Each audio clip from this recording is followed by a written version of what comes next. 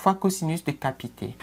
Et le coefficient AK, c'est le coefficient pour la fonction cosinus de la k'ième harmonique de la série de Fourier de ce signal. Et on fait varier k de 1 à l'infini pour obtenir toutes les harmoniques. Cette intégrale, elle n'est pas difficile à calculer. On peut la décomposer en deux intégrales en faisant l'intégrale de t fois cosinus plus l'intégrale de 2 fois cosinus. Donc on fait ça fois ça plus ça fois ça. N'est-ce pas? Donc j'ai moins 1 à 0 t cosinus de capi t dt plus moins 1 à 0 2 fois le cosinus de capi t dt. Alors, lui, il est facile à calculer. C'est une intégrale classique qui vaut 2 fois 1 divisé par capi fois le sinus de capi t. Sinus de capi t. Et tout ceci de moins 1 à 0. Alors, lui, il est un peu plus compliqué. Et pour faire ce calcul, nous allons faire une intégration par partie.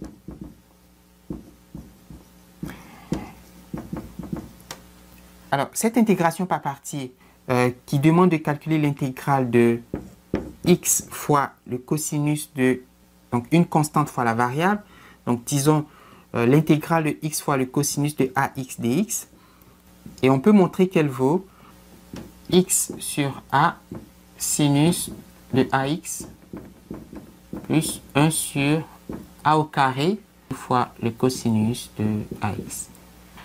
Intégrale de x cosinus de ax par intégration par partie, c'est x sur a sinus de ax plus 1 sur a au carré cosinus de ax. Alors ici, la variable t joue le rôle de x et a, la constante, est représentée par capi. T cosinus de capi t. Alors x c'est t, a c'est capi, donc j'ai capi t, et a au carré c'est k au carré pi au carré cosinus de capi t. Alors je retiens donc ce résultat pour cette intégrale et puis ce résultat pour cette intégrale. Je vais les mettre ensemble puisqu'il s'agit d'une somme et puis faire l'évaluation dans les bornes de moins 1 à 0. Donc cette intégrale vaut t sur capi sinus de capi t plus 1 sur k au carré pi au carré cosinus de capi t. Le cosinus capi t, on l'a vu, c'est 2 sur capi sinus de capi t et le tout évalué entre moins 1 et 0. Quand je remplace t par 0, j'ai 0 fois sinus des 0. Bon, c'est 0. D'abord, sinus des 0, c'est 0. Et puis encore, vous avez 0 ici. Donc, lui, il vaut 0. Le cosinus de 0, c'est 1. Donc, ça fait 1 sur k au carré pi au carré. Et le sinus de 0, c'est 0. Donc, j'ai 1 sur k au carré pi au carré. Moins. Je vais remplacer t par moins 1. Le sinus de capi, c'est 0. Parce que le sinus de pi, c'est 0. Le sinus de 2pi, c'est 0. Le sinus de 3pi, c'est 0. Et le sinus de tout multiple de pi, c'est 0. Tout multiple entier, n'est-ce pas? 1pi, 2pi, 3pi, 4pi et aussi pour les nombres négatifs. Quand t vaut moins 1, le cosinus de moins capi, c'est aussi le cosinus de capi puisque la fonction cosinus est paire. Et le cosinus de capi, c'est moins 1 exposant k. Cosinus de capi, c'est moins 1 exposant k. Donc lui, il vaut moins 1 exposant k fois 1 sur k au carré fois pi au carré.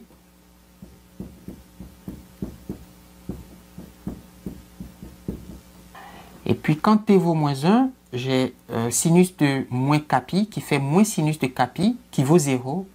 comme on l'a dit, parce que le sinus d'un multiple de pi, c'est 0. Donc, AK égale à 1 sur k au carré pi au carré moins, entre parenthèses, moins 1 exposant k sur k au carré fois pi au carré. BK qui vaut l'intégrale de moins 1 à 1 du même signal, mais au lieu de cosinus, on a maintenant sinus. Il faut pouvoir intégrer par partie la fonction t sinus de AT. Donc, vous demandez quelle est l'intégrale de t sinus de AT dt. Elle vaut 1 sur a au carré sinus de AX moins x sur a cosinus de AX. Et si je remplace A par kpi, donc vous avez ici k au carré, pi au carré, sinus de kpi, bon, c'est en fait t, ici c'est t, partout vous voyez A, vous mettez kpi. Vous aurez pour bk, 1 sur k au carré, pi au carré, sinus de kpi t, moins t divisé par a, c'est-à-dire par kpi, fois le cosinus de kpi t, plus 2 fois l'intégrale de sinus kpi t. Alors, l'intégrale de sinus kpi t, c'est moins 1 divisé par kpi fois le cosinus de kpi t. Moins 1 sur kpi fois le cosinus de kpi t.